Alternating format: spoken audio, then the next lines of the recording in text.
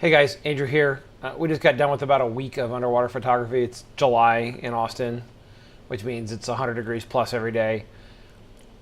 And I wanted to walk through sort of the final stages of retouching one image, or at least fixing one problem with one image that I shot over the weekend. This is a bride and fellow photographer, Emily Kroll Stevenson.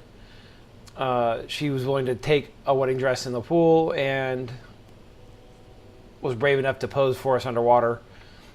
So we're shooting a residential pool, and even though it's a fairly large residential pool, to get the depth we needed, I had to be pretty close to the back wall of the pool. And we have this big 15-foot wide muslin that I've draped over the back edge of the pool to try to cover as much of it as possible. But clearly on this lens at 16 millimeters, I'm wider than that muslin. There's a lot of variables involved in underwater. The model's trying to pose, trying to hold her breath, trying to swim. I'm trying to hold my breath and swim and position the camera. So it's super easy to have the background not be where you expect it to be because you're following the model. So I end up with this kind of corner of the pool over here that I don't want to see. I don't want it to look like I'm in a pool. So in a clean environment, it'd be pretty straightforward to clone in this dark background and even match the texture. But with this kind of noisy environment with all this particulate in the water, even though it was a clear pool, we have all this stuff when you put light through it, it reflects the light towards the camera. It gets really hard to make this look natural by just trying to clone. There's not a lot of source material here to clone that's going to match. So we're going to use frequency separation, which is a technique normally thought of as a portrait retouching technique for skin. We're going to use it to separate out sort of the texture of the water in the foreground from the background color. So I've already edited this image in Capture One to get the white balance and stuff I want. You can see my settings over here on the left. 11,467 Kelvin, 15 tint towards the magenta. Water already does some weird things to the light color as it absorbs different colors of light. So now that I've got that looking just about how I want color-wise and exposure-wise, I'm going to go in here and I'm going to go to my Affinity Edit recipe, which produces a 100% quality JPEG at 100% resolution, and then opens it with Affinity. Okay, and I'm going to put that in my photo working directory. Process that out. Give that a second, and then we're going to go over here to Affinity. Okay, so I'll close the actual edited one I've already edited. So now we've got the base image. I'm going to clone, which is Command J or Control J, my base image, and I'm going to rename this one Original. I should have renamed the one below.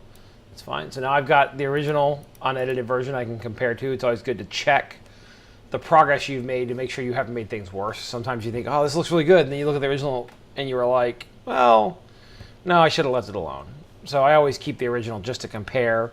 It also provides a backup if I need to, if I realize 3 steps down the line that there's something I cloned out that I want to put back or something, I can pull it out of the original image without having to go re-export it or reopen the JPEG again. Just convenient. So, okay, so now I've got an original, and I've got this one that says background. So the first thing I'm going to do is I'm going to go up here to Filters, Frequency Separation. Okay, so now what I'm looking for, I'm going to zoom in here, is I'm looking for removing all the texture you see in the foreground. So if I hold space and drag, you can see I can move around the image. So you look up here, we have all these hard highlights from the flecks of dust that the beams of light are catching. And you notice in the background, we've got pretty smooth. Let me drag this over, make it even. All right. And so what I really care about here is, I'm going to go down here. Okay, so I want to make this pool edge not obvious. So what I want to do is I want to make sure that that pool edge, that the sharp edges from that pool edge end up on a high frequency layer. And then in this layer, it's really just a smear of color, because then I can replace the smear of color pretty easily, and then I can clone in the texture without worrying about how bright or dark the background was in the source material. So that looks pretty good. That might be a little bit extreme. Let me back it down just a little bit. Okay. So you really just kind of play with this. And so you can see on my high frequency layer, right, I've got these hard edges where you can see the edge of the background. You can see the stripe of tile. You can see the reflection of the stripe of tile on the surface. And then here, there's not a lot of detail. It's just sort of a smear of color.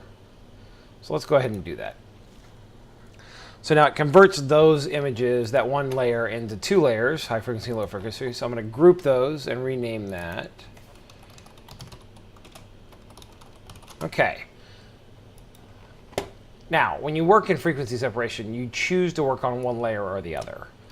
So you choose to edit the high frequency changes in the image, or you choose to edit the low frequency changes in the image. I just turned off the original. The reason I did that is because if I leave it on and I turn low frequency off, I'm applying the high frequency to the original image, which is really just doing like a crazy sharpening thing to it. So it gives me a deception of what I'm seeing. So there's my high frequency layer. So I'm going to start with high frequency. So I'm going to go over here and look in this corner, and you can see these edges here. So there's a couple ways you can attack this. I can attack it with a healing brush, a clone brush, the in-painting brush. I'm going to start with the in-painting brush because, frankly, it's easy. I'm going to select the right layer to start with. That's always a good thing to do. And we'll see what this does. And this might get it right or it might get it wrong. This is a heuristic computer whatever. I'm trying to figure out what it should look like. Okay. So now if you look at that, that was quick. So let me put the original. I'm going to put the original on top so it's easy to see. All right, so now that edge just kind of went away. It's sort of indistinct. Okay, and you notice there's no real color or anything in this layer. It's just telling me how quickly things are changing. So if we look, this dark stripe, which is basically a reflection of the edge of the pool, or the actual edge of the pool probably, that's going to all be on the low frequency layer. So if I turn this off, you can see it's here. Okay. So when I look at the high frequency layer, one of the things I really want to continue to happen is I want these speckled beams to kind of come down in here. So a way I can do that is I can go clone. I'm going to make my brush a little smaller, which is the left-hand bracket, the one that opens towards the right, makes the brush smaller. And then I'm going to hit the Option key, or on a PC, you hit the Alt key to select your location to clone from. And again, I probably should make sure I'm on the correct layer. So undo all that and go back to high frequency. Okay. Alt key or the Option key, and that's going to kind of clone that. I'm going to turn this off so I can see what I'm doing a little better. Good.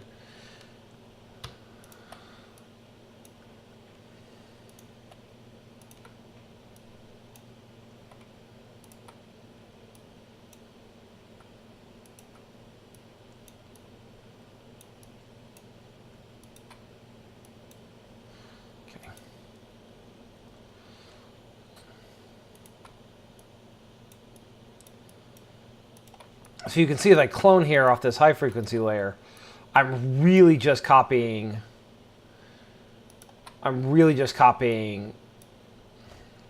the changes. So right there you saw I caught this hard edge right here, which is definitely on the high frequency layer because it's a fast change. It doesn't really matter where I copy from.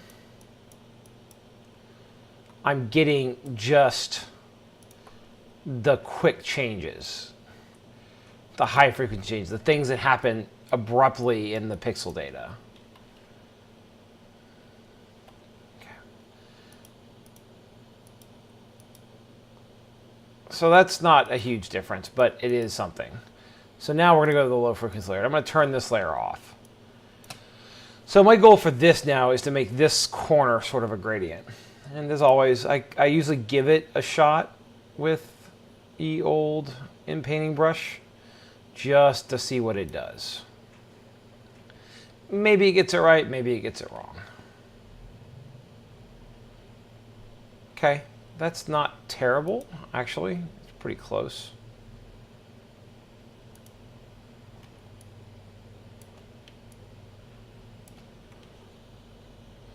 So I want to smooth this edge out. And this is actually a case where I don't know why I never can't find the smudge brush. There it is right there. It's a case where like smudge or blur is a reasonable tool. Just got to be careful you don't go off the edge, because then you get what I just got there.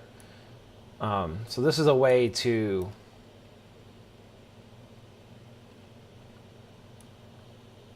make things less distinct, make the transitions less obvious.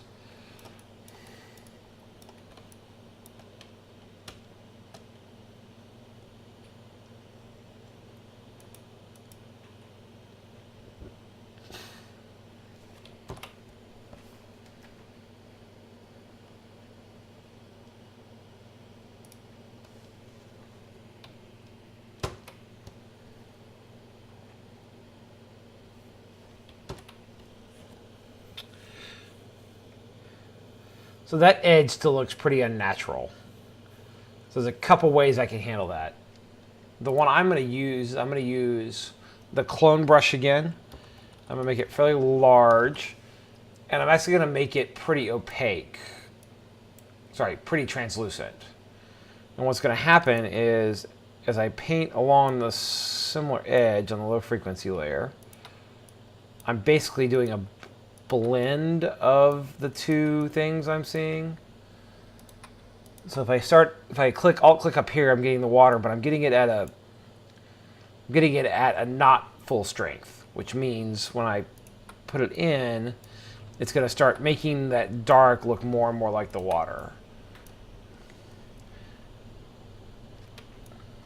And that's not totally natural yet. Let's see what we can do here. So sometimes you get things just start looking weird.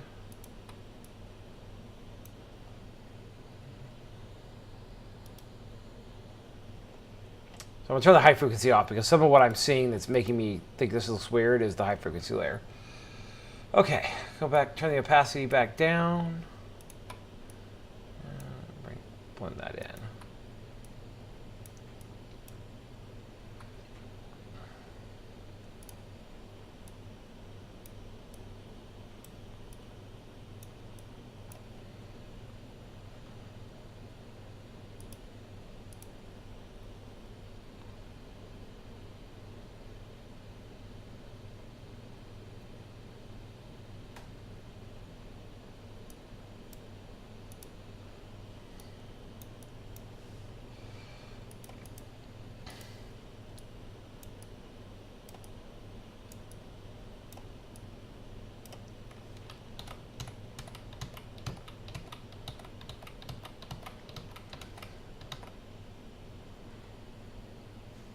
Sometimes you go too far and you back off. Okay. So now if I go to the high frequency layer, I probably am going to want to, you see there's kind of a flat area here that doesn't look real like it belongs. So if you turn the low frequency layer on, you see there's just kind of this weird smudge right here. So I'm going to go on the high frequency layer now. Use clone. New spot.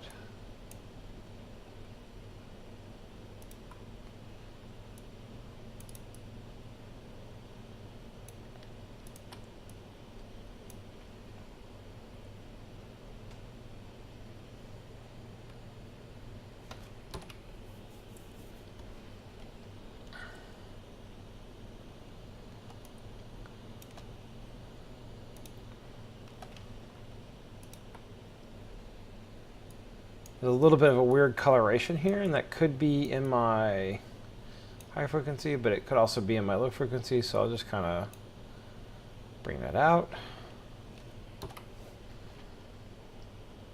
Okay, I'm pretty happy with this corner.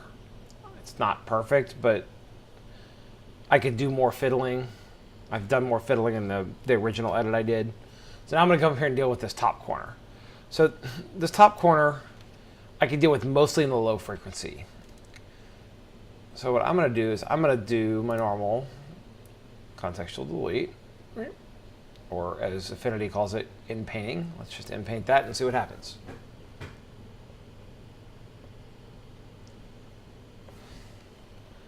Turn the high frequency back on. So now you'll notice there's an artifact in here. You can see that edge in the high frequency. So I'm going to go to the high frequency. This is a case where I could have just possibly painted out the entire thing and had it work on a regular image, not just the high frequency, low frequency. Okay.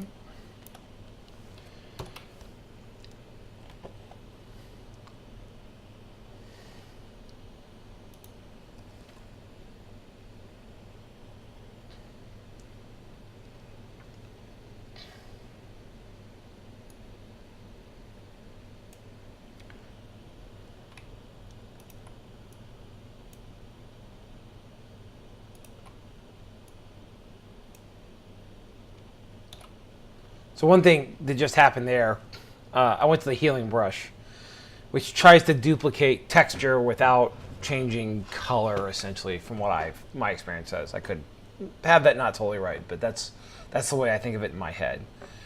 And you'll notice that when I went up from my starting point, I actually caught the edge of her hair, and you got this weird edge. See that weird edge right there that showed up? So you just have to be careful what your source is when you're using the high frequency layer or the low frequency layer. Just like you would with any other brush like that. Make this a little harder.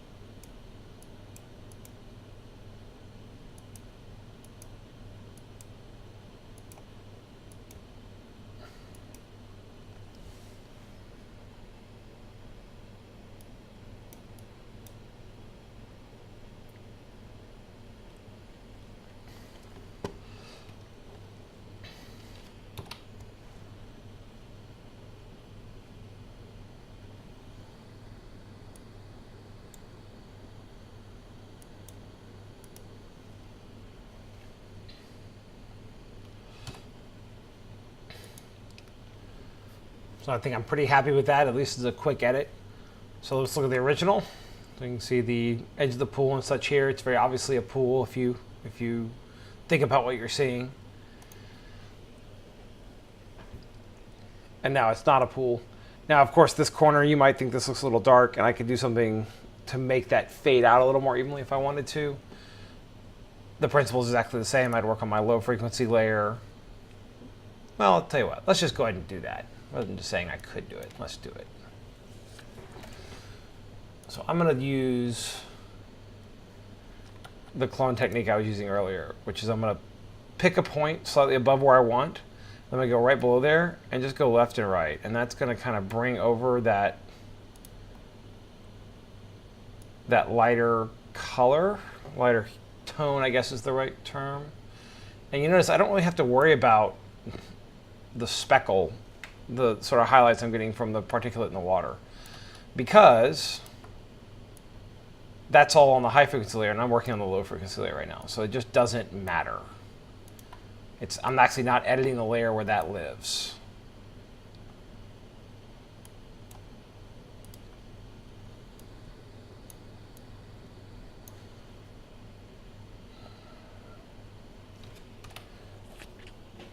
Do I like that better? Subjectivity is a thing in photography. Definitely like it better than that.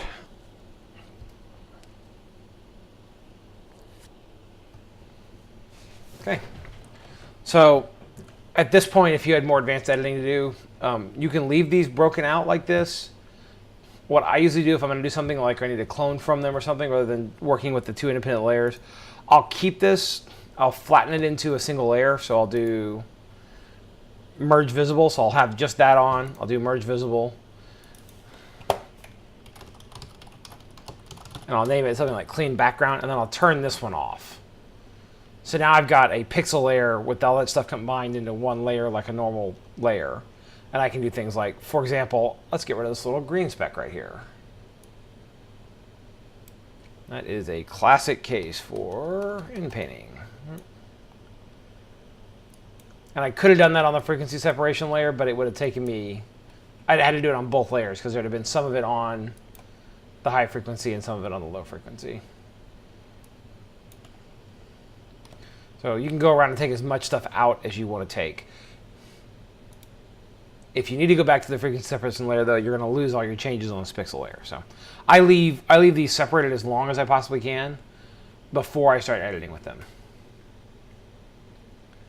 So the final step, export this as a full resolution 100% JPEG. You could export it as a TIFF if you wanted. So I would export that, and then I'd import it into Capture One so it was part of that archive, which is...